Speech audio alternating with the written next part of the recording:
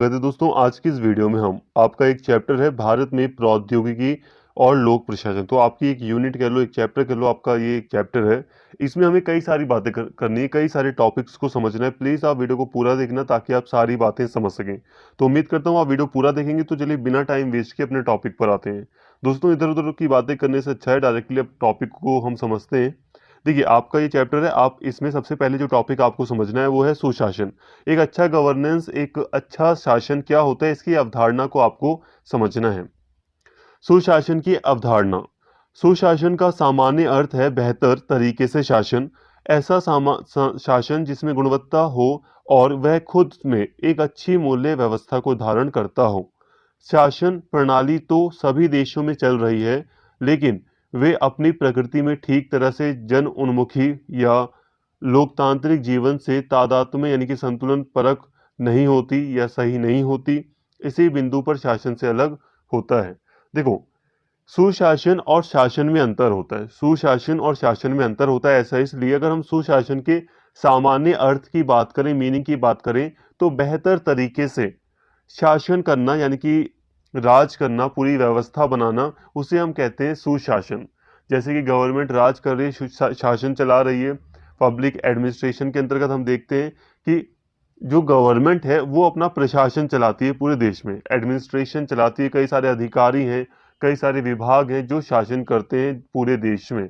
अब उसमें अगर हम सुशासन के अर्थ को समझें तो बेहतर तरीके से शासन चलाना, यही हम शाब्दिक अर्थ इसका समझते हैं। ठीक है, सिंपल अर्थों में अगर हम देखें, सिर्फ शब्द की अगर हम मीनिंग देखें, तो बेहतर तरीके से यानी कि अच्छे तरीके से शासन को चलाना। अलग अलग देशों में अलग अलग शासन प्रणालियां चलती हैं, इसीलिए शासन और सुशासन में अंतर होता है। सुशासन से आगे की चीज, सुशासन जो है वो शासन से आगे की चीज है। इससे शासन के तरीके में और अधिक दक्षता यानी कि और ज्यादा इफिशियंसी का विकास होता है, जिससे उसकी वैधानिकता और साख में बढ़ोतरी होती है। इसके आधारभूत तत्वों में राजनीतिक उत्तरदायित्व, स्वतंत्रता की उपलब्धता, कानूनी बाध्यता, सूचना की उपलब्धता, पारदर्शिता, दक्षता, प्रभावकारिता आदि को रखा जाता है। देखिए, जो सुशासन का अभी मतलब है, अभी हमने एक शब्द के रूप में सुशासन के मतलब को देखा था, लेकिन इसका अर्थ काफी व्यापक है। अब अगर हम बात करें सुशासन की, तो सुशासन का जो अर्थ है वो शासन से आगे है। शासन के बाद अगर बात करें तो सुशासन का अर्थ जो है वो शासन के बाद आता है। इससे देखो, जब शासन जब शासन में, तो किसी भी शासन में जब आप स्वतंत्रता देखते हो, जब आप देखते हो कि कानूनी रूप से सारी चीजें होती हैं किसी शासन के अंतर्गत, जब आप देखते हो कि किसी शासन में नागरिकों को सूचना के अधिकार दिए गए हैं या सूचना की उपलब्धता कराई जाती है, पारदर्शिता है, पारदर्शिता है, या फिर राजनीतिक उत्तरदायित्व हो, तो वहां के शासन को हम सुशासन कह सकते हैं। देखो, सिंपल शब्दों में समझो, जिस शासन व्यवस्था में जहां पर सरकार काफी पारदर्शिता अपनाती है, जहां पर दक्षता है, सरकार तेजी से काम कर रही है, सरकार के कार्य बिल्कुल पारदर्शी होते हैं, मतलब साफ साफ हमें सूचना मिल जाती है कि सरकार ने कौन सा कार्य कैसे किया है। जो भी हमें सूचना चाहिए वो हमें सरकार से मिल जा रही है। काफी स्वतंत्रता है, कानूनी रूप से सारे कार्य होते हैं जिस शासन प्रणाली में, उसको हम सुशासन कह सकते हैं। ठीक है, उसको हम कहते हैं सुशासन। यहाँ पर एक जो शब्द है दक्षता, ये भी शामिल है। दक्षता का मतलब शासन में काम तेजी से हो रहा है। ठीक है, तेजी से काम होता है सुशासन के अंतर्गत। अब सुशासन को आप ऐसे भी समझ सकते हो, कुशासन का विपरीत रूप है ये। देखो, सुशासन को आप कुशासन के, बैड गवर्नेंस के विपरीत संदर्भ में भी देख सकते हो। कहने का मतलब है कि आपने बेकार शासन के बारे में सुना होगा। एक बैड गवर्नेंस होता है जहां पर सारी चीजें बेकार होती हैं, जैसे कि पारदर्शिता नहीं होती है, व्यक्तियों को या नागरिकों को सूचना उपलब्ध नहीं कराई जाती है। कई सारी जो सरकार होते हैं, सरकार के जो प्रशासनिक वर्ग होता है, कई बार वो कानून को तोड़कर कानून से परे काम करता है। तो ये सारी चीजें होती है कुशासन में। तो कुशासन या दुशासन दुशासन का जो मतलब अपोजिट रूप है वो है सुशासन। ठीक है, एक हो गया बेकार, तो ये वाला हो गया बिल्कुल अच्छा। Bad governance and good governance, तो यहाँ आपको समझ में आया होगा सुशासन का मतलब। आया होगा, नहीं भी आया तो अभी आगे धीरे धीरे आपको समझ में आ जाएंगी सारी चीजें, बस आप देखते रहे वीडियो को। अब इसके दोस्तों देखो, सिर्फ आपको मतलब ही नहीं समझना, आपको मतलब काफी बड़े कॉन्टेक्स्ट में सारी बातें करनी है। देखिए सिंपल सी बात है, आप एक कॉलेज लेवल के स्टूडेंट हैं तो आपको सारी बातें करनी होती हैं, इसीलिए हालांकि यहाँ तक आप काफ़ी समझ गए होंगे सुशासन का मतलब, लेकिन फिर भी आपको काफ़ी बातें यहाँ पर करनी पड़ेंगी। तो हम भारत के कॉन्टेक्स्ट में अब हम समझते हैं कि सुशासन का, गुड गवर्नेंस का क्या मतलब है भारत के कॉन्टेक्स्ट में। भारत में राम राज्य के रूप में सुशासन की अवधारणा प्राचीन काल से ही देखी जा सकती है। कौटिल्य ने अर्थशास्त्र के माध्यम से सुशासन के संकेतों को उल्लेखित करने का प्रयास किया है। इस संदर्भ में उन्होंने कहा है कि प्रजा सुखे, अब इन्होंने इतनी इतनी ये संस्कृत में कहा है, इसमें मैं पढ़ने नहीं जा रहा, आप यहाँ रीड कर सकते हो इसको। अब देखो, भारत में अगर हम बात करें कि सुशासन की अगर हम बात करते हैं भारत में, तो राम राज्य का हम पहले भी मतलब राम राज्य के बारे में हमने सुना है काफ़ी। प्राचीन काल में जब हम देखते हैं तो राम राज्य की बात हमें सुनाई दी थी कि राम राज्य का मतलब काफ़ी सुख शांति थी, लोग अपने कर्तव्यों का पालन करते थे और वो एक सुशासन हुआ करता था, प्रशासन, एक राम राज्य हुआ करता था। तो प्राचीन काल में हम ये देखते हैं भारत में। इसके अलावा कौटिल्य ने ये अपने ग्रंथों में जो उसने अर्थशास्त्र लिखा था, जो किताब लिखी थी कौटिल्य ने अर्थशास्त्र, इसमें उसने सुशासन से संबंधित कई सारे संकेत दिए हैं। जैसे कि उसने यहाँ पर एक श्लोक दिया है, एक श्लोक लिखा है यहाँ पर उसने, जिसका मतलब है, जिसका अर्थ है, यह है कि प्रजा के सुख को ही राजा का सुख कहा जाना चाहिए, प्रजा के हित में ही उसे अपना हित देखना चाहिए। और सर्वे भवन्तु सुखिन वसुदेव कुटुंबकम और अस्तो माँ सद्गमस जैसे विचार वैदिक साहित्य में सुशासन के विषय में दिखाई देते हैं। मतलब कि कौटिल्य भी हमें थोड़ा सा यहाँ पे सुशासन के बारे में जानकारी देता है। जैसे कि कौटिल्य ने कहा है कि जो राजा है उसको प्रजा के सुख को ही देखना चाहिए, राजा के लिए प्रजा का सुख ही सब कुछ है। और सिंपल सी बात है, उस समय प्रशासन या शासन किसका था? राजा का था। तो राजा अगर एक अच्छा शासन चलाता है तो उसको जाहिर सी बात है हम सुशासन कहेंगे ना। तो यहाँ पे हमें सुशासन के संकेत प्राचीन भारत के इतिहास में देखने को मिलते हैं। और भारत में जो वैदिक ग्रंथ वगैरह रहे तो उसमें भी हम वसुदेव कुटुंबकम की बात करते हैं, एक अर्थ, एक पूरा विश्व, एक हम सब एक हैं, तो ये वसुदेव कुटुंबकम की बात है। सर्वे भवन्तु सुखिन, सबका सबकी भलाई की बात हमारे जो वैदिक ग्रंथ रहे हैं उसमें हमें दिखाई देती है। तो ये सारी चीज़ें सुशासन की बात करते हैं। तो प्राचीन काल में हमें यहाँ पे भारत में सुशासन दिखाई देता है। स्वतंत्रता के बाद संवैधानिक विकास इतिहास, संवैधानिक इतिहास समझ रहे हैं, जिस तरह से भारत के संविधान का निर्माण हुआ। संवैधानिक इतिहास में दोस्तों जो 1773 का रेगुलेटिंग एक्ट था, जो अंग्रेजों ने जब भारत पर राज करना शुरू किया तो अंग्रेजों ने भी कई सारे अधिनियम भारत पर लागू किए थे। फिर उसके बाद 1946 में संविधान सभा का गठन होता है, फिर 1950 में भारत का एक संविधान बनकर तैयार हो जाता है। तो यहाँ से लेकर यहाँ तक का जो काल है इसको हम संवैधानिक इतिहास कहते हैं भारत का। ठीक है, 1773 से लेकर 1950 तक का, या कभी कभी 1950 की जगह 1947 भी बोल दिया जाता है, देश की आज़ादी का काल। तो जो स्वतंत्रता के बाद संवैधानिक इतिहास को हम देखते हैं तो 75 वर्षों में, अब यहाँ पे संवैधानिक इतिहास मैंने आपको पढ़ाया था 1950 तक, लेकिन यहाँ पे जो बात हो रही है जिस कॉन्टेक्स्ट में, वहाँ पे बात हो रही है स्वतंत्रता के बाद, क्योंकि स्वतंत्रता के बाद भी हम देखते हैं कि भारत में संविधान में कई सारे संशोधन होते रहे, तो ये लंबा चलते ही जा रहा है। स्वतंत्रता के बाद 75 वर्षों में सुशासन की अवधारणा को व्यावहारिकता प्रदान करने का सामाजिक, आर्थिक, राजनीतिक तीनों ही क्षेत्रों में प्रयास किया गया। भारतीय संविधान और शासन व्यवस्था में सुशासन के लक्षणों को निम्नलिखित रूप में देखा जा सकता है। भारत में सुशासन की अवधारणा: संविधान की प्रस्तावना, मूल अधिकार, नीति निर्देशक तत्व, न्यायपालिका की स्वतंत्रता, स्वतंत्र निष्पक्ष चुनाव आयोजन, धर्मनिरपेक्ष शासन की स्थापना, धार्मिक स्वतंत्रता। देखो, अगर हम बात करें स्वतंत्रता पश्चात, तो भारतीय सरकार की यही कोशिश रही है, संविधान की भारत की यही कोशिश रही कि भारत में सुशासन, एक गुड गवर्नेंस स्थापित किया जाए। याद रखना, गवर्नेंस के द्वारा पूरे देश को चलाया जाता है। गवर्नेंस मतलब होता है शासन, प्रशासन, ठीक है, इसके द्वारा पूरे देश को चलाया जाता है, पूरा सिस्टम समझ लो। तो सुशासन, एक अच्छा शासन स्थापित हो, ऐसा प्रयास संविधान का रहा है। अब 75 वर्षों में पूरी तरह अगर हम बात करें तो हम भारत में सुशासन को देखते हैं, हालांकि अभी भी कुछ कमियां रह गई हैं, लेकिन फिर भी अगर हम बात करें तो 75 वर्ष स्वतंत्रता के बाद अगर हम 75 वर्ष तक देखें तो सुशासन के लिए कई सारे कार्य भी किए गए हैं। और अगर हम भारतीय संविधान में सुशासन की व्यवस्था को देखें तो हम देख सकते हैं कि भारतीय संविधान की जो प्रस्तावना है वो एक अच्छे शासन की बात करती है। इसके अलावा भारत में मूल अधिकार है। मूल अधिकार का मतलब क्या है कि सरकार व्यक्तियों पर मनचाहा कार्य नहीं कर सकती। मतलब व्यक्तियों को ना तो मनचाहे रूप से अरेस्ट कर सकती है, उनकी स्वतंत्रता को नहीं छीन सकती है। इसके अलावा मूल अधिकार में व्यवस्था की गई है कि किसी व्यक्ति की अगर स्वतंत्रता को छीना जाता है तो वो सुप्रीम कोर्ट के पास जा सकता है। तो बहुत सारी चीजें हैं।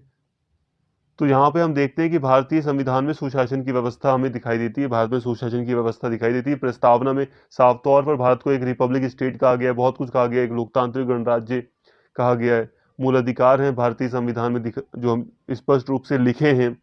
नीति निर्देशक तत्व है जो कि जनता की भलाई के लिए कई सारे निर्देश देते हैं सरकार को। इसके अलावा स्वतंत्र न्यायपालिका है। न्यायपालिका का स्वतंत्र होना बहुत जरूरी है। अगर न्यायपालिका स्वतंत्र है तो वो सरकार से लड़ जाती है और नागरिकों को स्वतंत्रता दिला देती है। देखो, जाहिर सी बात है कि आपके मूल अधिकार का उल्लंघन कौन करेगा? दो ही लोग कर सकते हैं। एक तो कोई सिटीजन करे, कोई व्यक्ति आपके मूल अधिकारों का उल्लंघन कर ले, कोई आपको जबरन बंद कर दे, कहीं पर किसी घर में कैद करके रखे, या हो सकता है कोई आपके ऊपर कुछ गलत तरीके से करे, आपकी स्वतंत्रता को छीनने का प्रयास करे, कुछ भी कर सकता है। लेकिन दूसरा, आपकी स्वतंत्रता को कौन छीनेगा? गवर्नमेंट। और मेनली हम गवर्नमेंट पर ही फोकस करते हैं, क्योंकि अगर गवर्नमेंट सही से नागरिकों को ये अधिकार देगी तो नागरिकों के साथ जस्टिफिकेशन हो जाएगा, नागरिकों को न्याय मिल जाएगा। गवर्नमेंट अगर साथ है, पुलिस वगैरह आपकी बात सुन रही है, आपके साथ है, गवर्नमेंट आपका साथ दे रही है, तो जाहिर सी बात है कि आपका जो राइट्स है वो फॉलो किया जाएगा, आपको राइट मिल जाएगा। तो जहाँ पे हम गवर्नमेंट के कॉन्टेक्स्ट में देखते हैं, अगर न्यायपालिका स्वतंत्र है तो स्वतंत्र रूप से संविधान का पालन करेगी और नागरिकों के अधिकार की रक्षा करेगी। तो भारत में हम देखते हैं कि स्वतंत्र न्यायपालिका भी है, तो ये भी सुशासन को भारत में दर्शाता है। स्वतंत्र और निष्पक्ष चुनाव आयोग भी है। जो चुनाव आयोग है वो बिल्कुल साफ साफ निष्पक्ष रूप से चुनावों का आयोजन भी करता है। इसके अलावा धर्म धर्म की स्वतंत्रता है। तो ये सारी चीजें भारत में सुशासन को दर्शाती हैं, ठीक है। लेकिन दोस्तों, सिर्फ इन सब का होने का मतलब भारत में सुशासन है ऐसा आप नहीं कह सकते। ये ऐसे की पॉइंट्स हैं, ये ऐसे कोर पॉइंट हैं जो हाँ एक बेस प्रदान करते हैं कि हाँ भारत में अन्याय नहीं हो सकता, न्याय होने के लिए सारी संभावनाएं हैं। वो बात अलग है कि अपवाद होता है, कई बार अन्याय भी होता है किसी के साथ, लेकिन फिर भी एक प्रक्रिया है, उसके तहत अगर व्यक्ति जाएगा तो उसे न्याय मिलेगा। एक सुशासन है, अगर कोई कुछ भी गलत होता है, प्रशासन अगर कुछ भी गलत करता है किसी के साथ, तो उसको फिर भी एक न्याय मिलता है। तो इस कॉन्टेक्स्ट में हम देखते हैं भारत में सुशासन है। लेकिन सुशासन का मतलब यहीं तक सीमित नहीं है, ये एक बेस प्रदान करते हैं, मुख्य मुख्य बातें हैं ये जो दर्शाती हैं कि भारत में एक अच्छा शासन है। लेकिन सुशासन में हम बहुत सारी चीजें अभी आगे हम पढ़ेंगे। दोस्तों, थोड़ा सा बोरिंग भी हो सकता है, बट प्लीज पूरा देखिए। एक्चुअली आपका सिलेबस है ये, तो अब इसमें मैं क्या करूँ, कैसे इंटरेस्ट डाल सकता हूँ? सिलेबस ही ऐसा है, बस ये है कि मैं आपको अच्छे से समझा सकता हूँ और कुछ नहीं। तो आप बस पूरा वीडियो देखिए, अपने सिलेबस को ध्यान में रखिए, तो आप थोड़ा मोटिवेट होंगे कि आपको सिलेबस भी कवर करना है। और यकीन मानिए, अगर आप रेगुलर अगर क्लासेस लेंगे ना, रेगुलर कॉलेज वगैरह की, आप देखोगे कि क्लासेस जब प्रोफेसर आते हैं तो वो एक लेक्चर को, एक यूनिट को कवर करने के लिए 2 से 3 हफ्ते, 3 3 हफ्ते वो ले लेते हैं। पहली बात, कई बार छुट्टियां भी पड़ जाती हैं कॉलेज में। उसके बाद जो प्रोफेसर होते हैं वो काफ़ी डिटेल में बात करते हैं। हालांकि वो आपको 60 मिनट उन्हें पढ़ाना होता है, 40 मिनट ही पढ़ाएंगे, कई बार 50 मिनट ही पढ़ाएंगे आपको, लेकिन काफ़ी डिटेल में जाते हैं वो। लगभग आप खुद सोचिए, एक व्यक्ति आपका 18 दिन ले लेता है अगर आप रेगुलर क्लासेस लेते हैं तो। और उसकी जगह आप अगर यहाँ पे आप पढ़ रहे हैं और आपको सारी बातें समझाई जा रही हैं, और मात्र आधे घंटे में, 1 घंटे में, 1.5 घंटे में आपका अगर एक चैप्टर, एक यूनिट आपकी खत्म हो जाती है, तो वो छोटी बात नहीं है, बहुत अच्छी बात है आपके लिए। बस यही थोड़ा सा मोटिवेट हुई कि आप वीडियो को पूरा देखें। तो अब आगे बढ़ रहे हैं। तो सूचना प्रौद्योगिकी की विश्वव्यापी क्रांति के साथ जो नई प्रवृत्तियां उभरी हैं, उन्हीं में से एक है ई शासन। वास्तव में सूचना प्रौद्योगिकी बहुत सारी तकनीकों यथा जैसे कि कंप्यूटर, इलेक्ट्रॉनिक्स तथा दूरसंचार इत्यादि का संयुक्त एवं एकीकृत नाम है, जो सूचना की प्राप्ति, संग्रहण, विश्लेषण से उसके अन्य सामाजिक, आर्थिक, राजनीतिक, प्रशासनिक एवं तकनीकी आयामों को समाहित करता है। देखो दोस्तों, अब हम यहाँ पर हम सुशासन के अंतर्गत, या हम पब्लिक एडमिनिस्ट्रेशन के अंतर्गत हम बात करते हैं प्रौद्योगिकी की, स्पेशली सूचना प्रौद्योगिकी। जो आईटी सेक्टर है, इंफॉर्मेशन जो टेक्नोलॉजी है, इंफॉर्मेशन टेक्नोलॉजी, इसमें हम देखते हैं क्रांति सी आई है। टेक्नोलॉजी में क्रांति सी आई है जिसने प्रशासन को भी बहुत ज़्यादा प्रभावित किया, और इसी में हम प्रशासन में ई प्रशासन को देखते हैं। ठीक है, कई सारी नई प्रवृत्तियां उभरी हैं जिसमें से एक है ई शासन। ई शासन या ई गवर्नेंस क्या है, इसको भी हम काफ़ी डिटेल में कवर करेंगे, लेकिन आप यहाँ पे समझिए, सूचना प्रौद्योगिकी की क्रांति के चलते जो नई प्रवृत्तियां उभरी हैं उनमें से एक है ई शासन। ई शासन क्या है? ई शासन में ई शासन में क्या होता है, कई सारी तकनीकों का प्रयोग किया जाता है। देखो, ई गवर्नेंस का मतलब है कि जो सरकार है वो डिजिटली माध्यम से शासन चला रही है। इसके अंतर्गत, ई शासन के अंतर्गत कंप्यूटर का प्रयोग किया जाता है, इलेक्ट्रॉनिक्स, कोई भी इलेक्ट्रॉनिक आइटम है, कोई भी सामान है इलेक्ट्रॉनिक का, या कोई दूरसंचार है, कोई इंटरनेट वगैरह है, तो ये इन सारी चीज़ों का प्रयोग किया जाता है। तो जब सरकार कंप्यूटर, इलेक्ट्रॉनिक्स, दूरसंचार इत्यादि का प्रयोग करते हुए जब शासन चलाती है तो उसको हम ई शासन कहते हैं। कंप्यूटर, टेलीफोन, सैटेलाइट और दूरसंचार के अन्य माध्यमों से प्रशासनिक कृत्यों का निष्पादन ही ई गवर्नेंस है। देखिए दोस्तों, आज के टाइम की अगर हम बात करें तो सुशासन का मतलब ये नहीं है सिर्फ कि आपने धर्म की स्वतंत्रता दे दी, आपने संविधान में लिख दिया कि नागरिकों को ये स्वतंत्रता प्राप्त है, ये अधिकार प्राप्त है, तो ये सिर्फ सुशासन का मतलब नहीं है। आज के टाइम पर कई सारी जो टेक्नोलॉजी है उसका अगर प्रयोग हो रहा है तो वो भी एक सुशासन का हिस्सा बन चुका है। तो एक अच्छे गवर्नेंस की विशेषता है कि अच्छे गवर्नेंस में ई गवर्नेंस शामिल हो चुका है।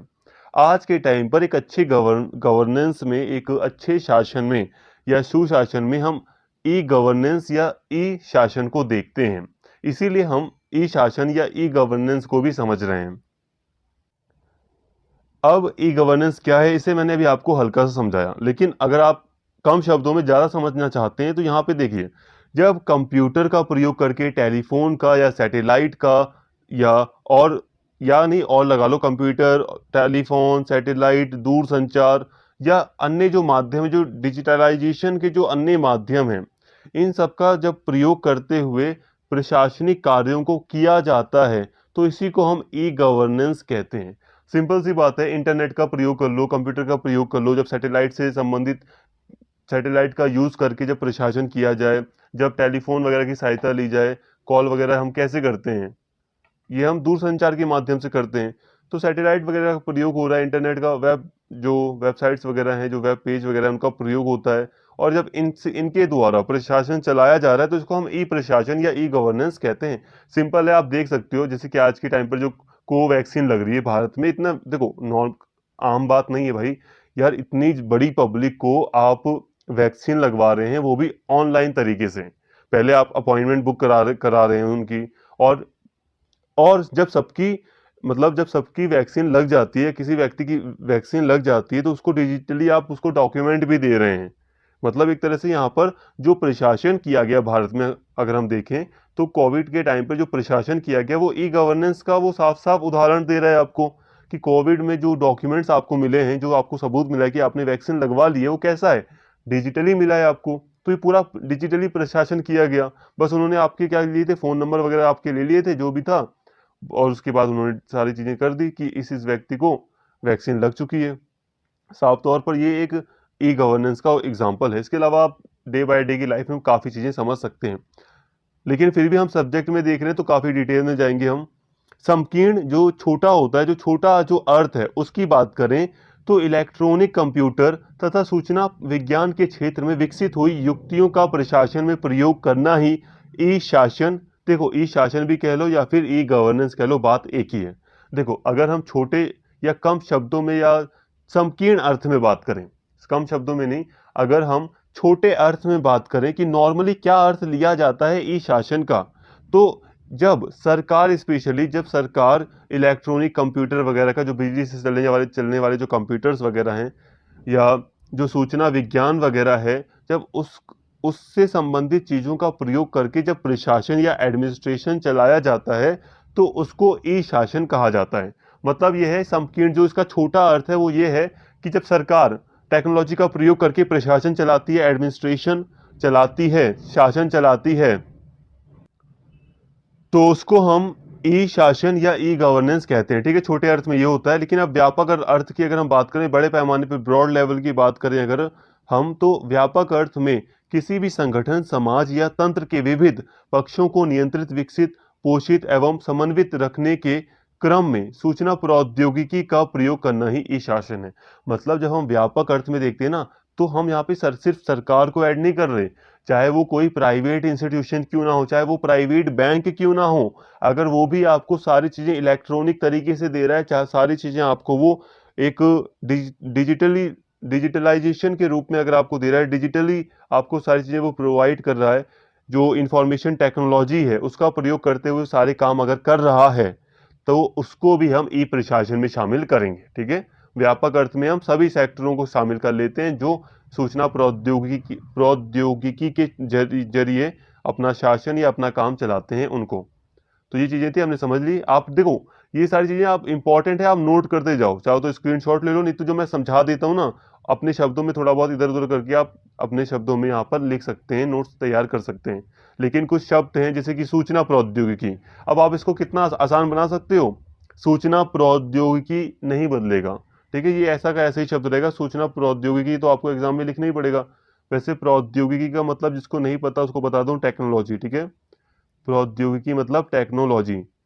आम लोगों की नज़र में ई प्रशासन या ई शासन का तात्पर्य सरकारी कार्यक्रमों में प्रयुक्त या प्रयोग होने वाले कंप्यूटर्स तथा इंटरनेट के माध्यम से दी जा रही सरकारी सेवाओं से ही है।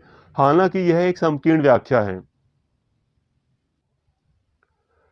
ई गवर्नेंस किसी प्रकार की कोई कंप्यूटर या वेबसाइट नहीं है, बल्कि यह नागरिकों और व्यवसायों को प्रदान की जाने वाली सेवा का नाम है। देखो दोस्तों, अगर हम आम लोगों की नज़र में देखें तो नॉर्मली ज़मीनी स्तर पर अगर हम बात करें तो ई शासन का क्या मतलब है।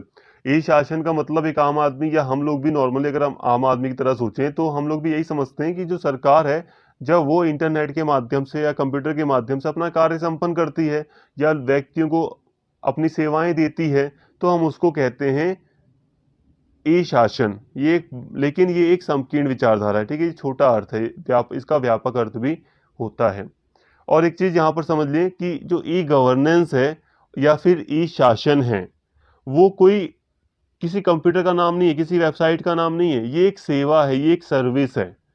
जैसे कि मान लो आप ऑटो में बैठे, ठीक है, आपने ऑटो लिया या आपने ओला बुक किया, जो भी बुक किया, आपने कार बुक कर ली, ठीक है, आप ऑटो के माध्यम से मान लीजिए अपने घर पहुंच गए। ठीक है, आप कॉलेज हैं अभी, मान लीजिए आप घर पहुंच गए, आप आज कॉलेज पढ़ने गए और आपने ऑटो किया और आप घर पहुंच गए। अब ऑटो वाले ने आपको घर तक छोड़ दिया। अब आप बताइए, आपने क्या लिया, ऑटो वाले से क्या लिया, आपने आपने एक सेवा ली, आपने एक सर्विस ली। आप उस सर्विस का कोई नाम बता सकते हैं? एग्जैक्ट नाम नहीं बता पाओगे कि क्या सर्विस ली, आप यूं कहोगे कि मैं ऑटो में बैठकर आया। तो ऑटो वाले ने आपको यहाँ तक पहुंचाया, ये एक सर्विस है। इस सर्विस, ये कोई सामान नहीं है या ये किसी चीज का नाम नहीं, ये एक सर्विस थी। तो इसी तरह ई गवर्नेंस एक सर्विस का नाम है। ये कोई कंप्यूटर नहीं है, ये कोई सामान नहीं है, ये कोई वेबसाइट नहीं है, ये एक सर्विस है।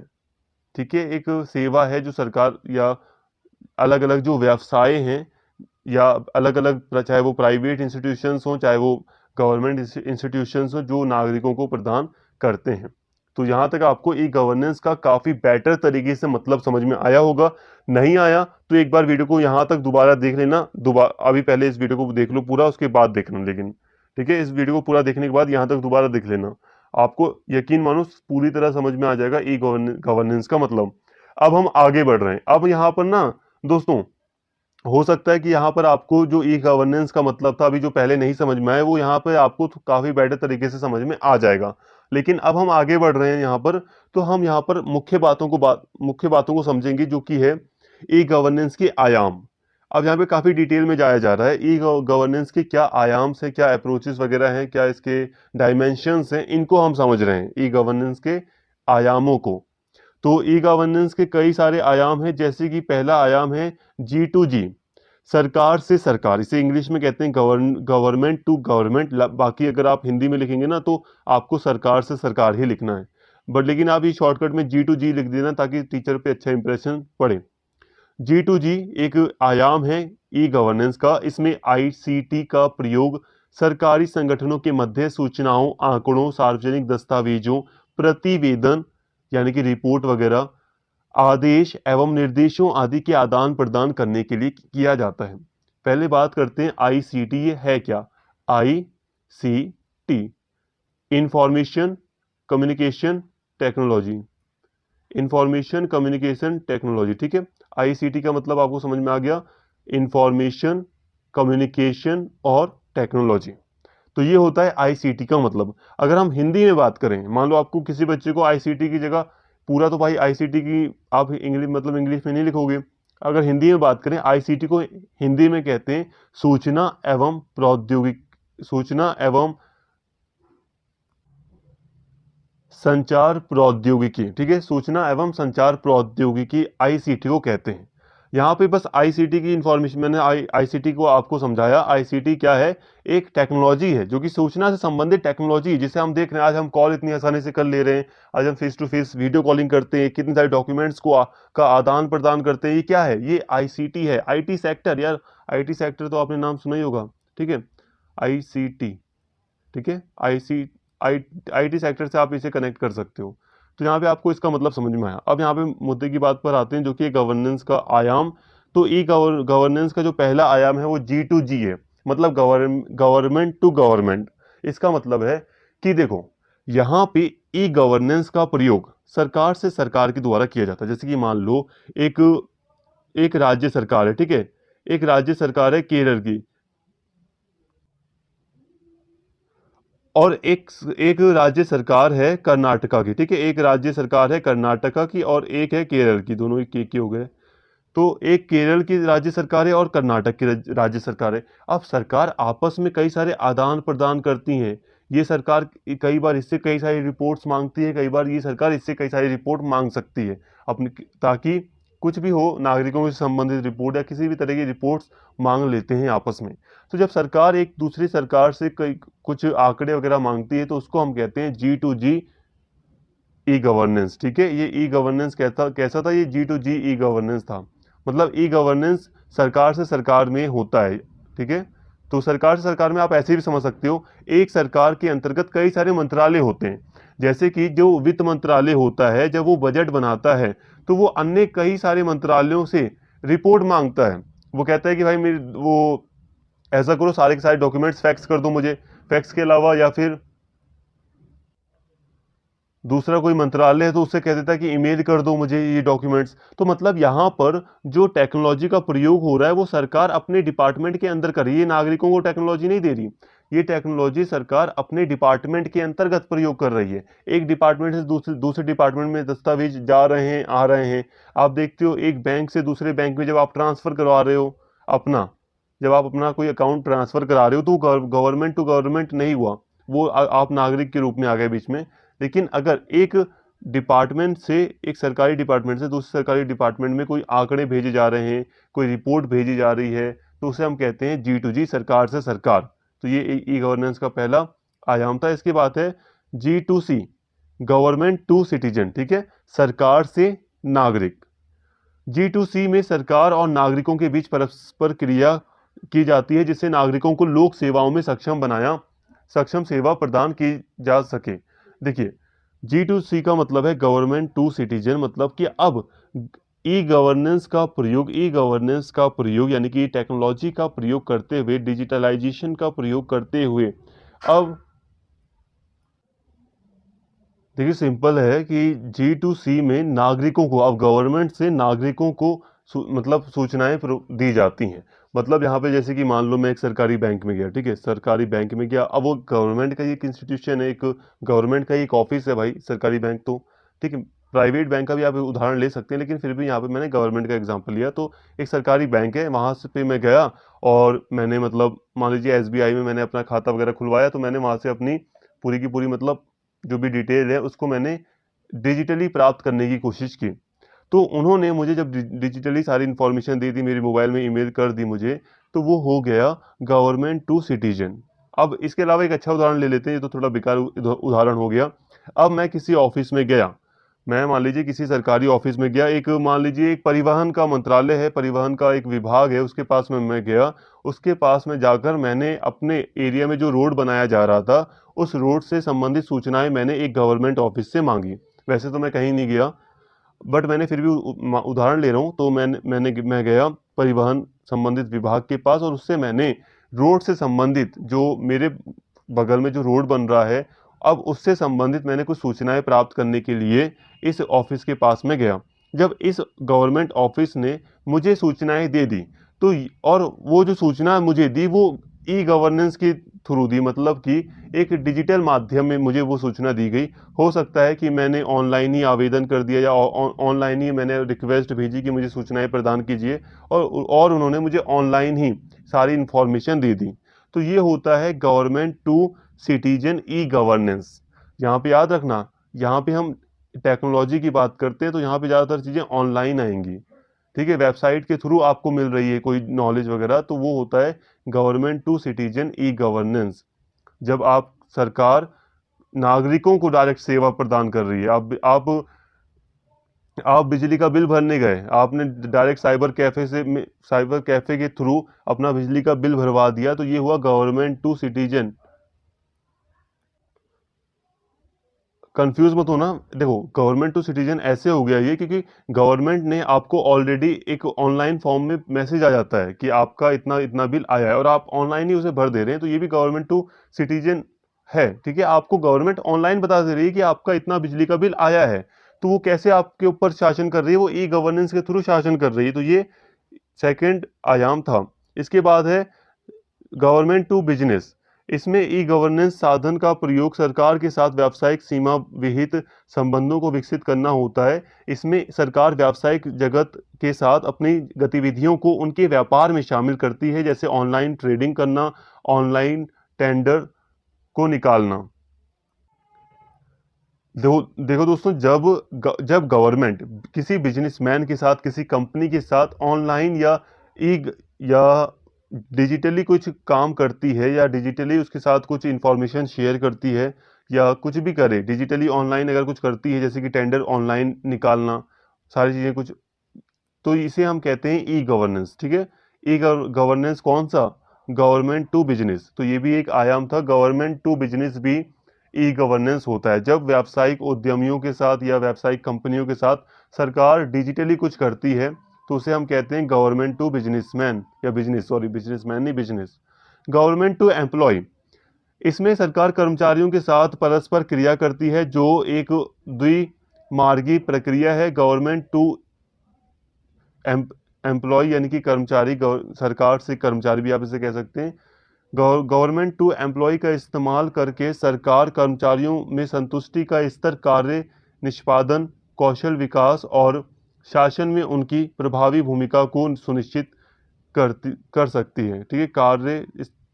संतुष्टि का स्तर, कार्य निष्पादन, कौशल, यहाँ पे थोड़ा सा मतलब यहाँ पे फुल स्टॉप होगा, सॉरी कॉमा होगा, कौशल विकास, शासन में उनकी प्रभावी भूमिका। देखिए कई बार क्या होता है कि गवर्नमेंट एम्प्लॉय से कांटेक्ट करती है ई यानी कि टेक्नोलॉजी के द्वारा, तो उसको कहते हैं गवर्नमेंट टू एम्प्लॉय। जैसे कि आप देखो, गवर्नमेंट जो है वो ऑनलाइन सैलरी दे रही है आजकल, बैंक में डायरेक्ट सैलरी दे रही है, तो ये क्या है? Government to employ. कई सारी इंफॉर्मेशन, कई सारी जो कांटेक्ट करती है गवर्नमेंट कर्मचारियों के साथ, या कई चीज़ें हो सकती हैं, तो वो आप कहोगे गवर्नमेंट टू एम्प्लॉय। तो यहाँ पर ये आयाम थे, ठीक है। ई गवर्नेंस के आयाम में हमने देखा कि जो ई गवर्नेंस है वो गवर्नमेंट टू गवर्नमेंट भी होता है, सिटीजन भी होता है, बिजनेसमैन भी होता है, और एम्प्लॉय भी होता है। देखो ई गवर्नेंस में हम ज़्यादातर गवर्नमेंट को ही ऐड करते हैं ना, इसलिए यहाँ पर गवर्नमेंट के कॉन्टेक्स्ट में आपको आयाम दिए गए हैं। अब हम बात करते हैं ई गवर्नेंस के मॉडल्स की। लास्ट टॉपिक है हमारा, प्लीज वीडियो को पूरा देखें। ई गवर्नेंस के मॉडल। प्रसारण मॉडल, पहला मॉडल जो है प्रसारण मॉडल। यह मॉडल शासन संबंधी सूचनाओं के प्रचार प्रसार पर आधारित है। आईसीटी, आईसीटी बता दिया था, इंफॉर्मेशन कम्युनिकेशन टेक्नोलॉजी के माध्यम से सूचना को अधिक व्यापक सार्वजनिक अधिकार क्षेत्र में पहुंचाता है। इसका मुख्य उद्देश्य नागरिकों को सही और संगत सूचनाएं मुहैया या उपलब्ध करना, उसे सूचित नागरिक बनाना, ताकि नागरिक शासन कार्यविधियों और कार्यकलापों का बेहतर तरीके से मूल्यांकन कर सके और उसके बारे में अपनी राय बना सके। देखो सिंपल सा है, जो प्रसारण मॉडल होता है वो नागरिकों को जागरूक करने से संबंधित है। ठीक है, ये मॉडल सूचनाओं का प्रसार करता है। देखो, ये जो आईसीटी है, जो टेक्नोलॉजी है, जो कम्युनिकेशन करने की जो टेक्नोलॉजी है, उसका प्रयोग करते हुए नागरिकों को जागरूक करने का प्रयास करता है और इसी को हम कहते हैं प्रसारण मॉडल। तो सिंपल है, प्रसारण मॉडल क्या करता है, नागरिकों को सूचनाएं उपलब्ध कराता है, किसके द्वारा, आईसीटी यानी कि टेक्नोलॉजी के द्वारा, तकनीक के द्वारा ये सूचना फैलाने का काम करता है। इसके बाद है क्रांतिक प्रवाह मॉडल। यह मॉडल आईसीटी का प्रयोग यानी कि टेक्नोलॉजी का प्रयोग करके दूरियों को समाप्त करता है और लक्षित उपयोगिता समूहों को सही समय पर आसान और पहुंच योग्य साधनों के माध्यम से सूचनाएं मुहैया कराता है। अब क्रांतिक प्रवाह मॉडल क्या है? देखिए दोस्तों, कुछ क्षेत्र ऐसे हैं जो कि काफ़ी दूर हो जाते हैं टेक्नोलॉजी से, काफ़ी पिछड़ जाते हैं। जैसे कि अगर हम भारत की बात करें तो कई सारे ग्रामीण इलाके आज भी ऐसे हैं जहाँ पे नेटवर्क की प्रॉब्लम है, या जहाँ पर इंटरनेट नहीं पहुँच पाया है अभी तक। तो कई जगह आपको मिल जाएगी।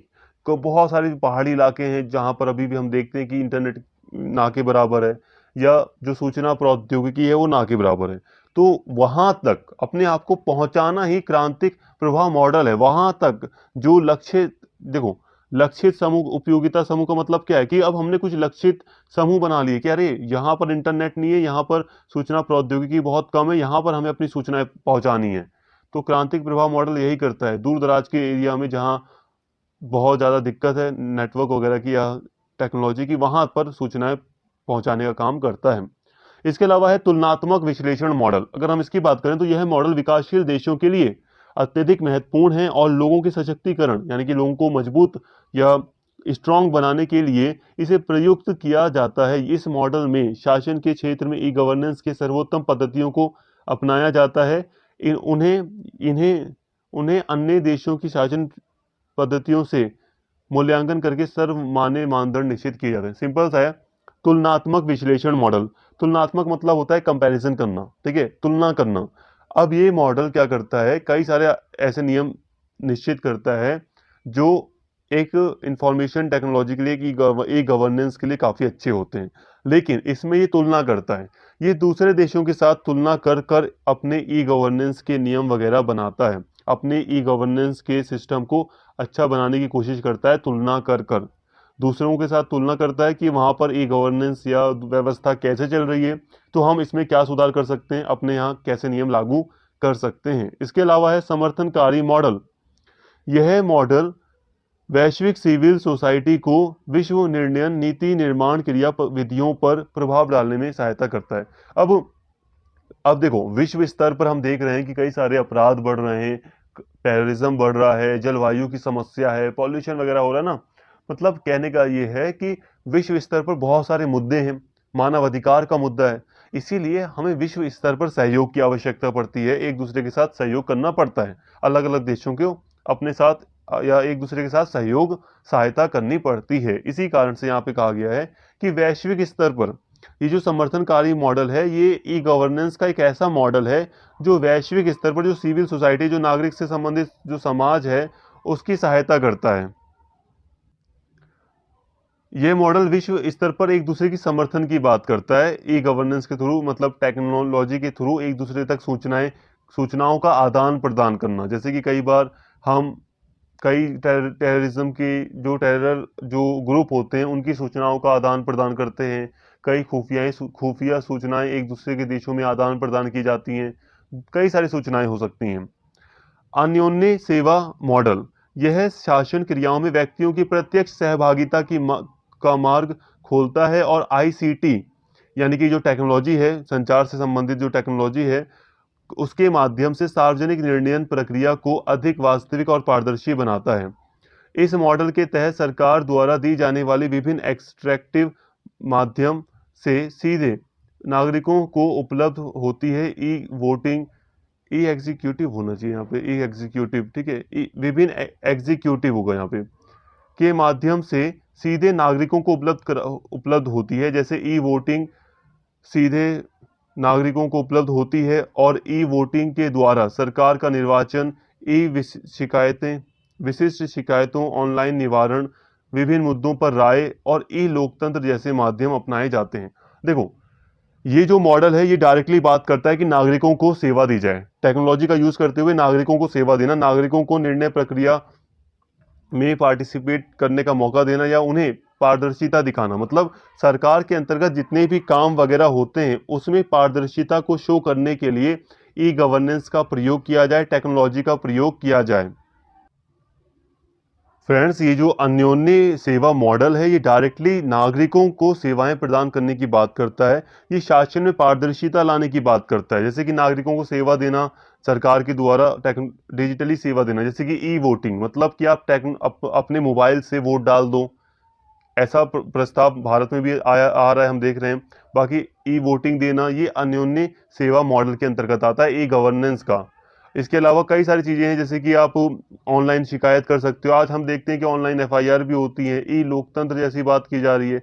तो कई सारी चीज़ें हैं, ये सब की सब अन्योन्य सेवा मॉडल में शामिल है। तो उम्मीद करता हूँ दोस्तों यहाँ तक आपको बात समझ में आई होगी। इसके बाद अगले लेक्चर में हम बात करेंगे भारत में ई गवर्नेंस के विकास की। तो उम्मीद करता हूँ सेकंड लेक्चर भी आप जरूर देखेंगे। और काफ़ी वैसे भी बैकग्राउंड नॉइज़ आ रहा है, काफ़ी ज़्यादा शोर हो रहा है, तो यहीं पे वीडियो को स्टॉप करते हैं। और फर्स्ट लेक्चर वैसे भी हमारा यहीं भी खत्म होने वाला था। तो उम्मीद करता हूँ सारी चीज़ें हमें समझ में आ गई होंगी, आपको समझ में आ गई होंगी। और फर्स्ट लेक्चर हमारा यहाँ पर खत्म होता है। उम्मीद करता हूँ आपको वीडियो अच्छी लगी होगी। और प्लीज़ सेकंड लेक्चर देख लेना ताकि आप सारी चीज़ें कंक्लूड कर सकें, समझ सकें। तो उम्मीद करता हूँ वीडियो आपको अच्छी लगी होगी। अगर आपको वीडियो पसंद आई हो दोस्तों तो प्लीज़ चैनल को सब्सक्राइब कर लें और इस वीडियो को ज़्यादा से ज़्यादा शेयर करें और लाइक करें। Thank you.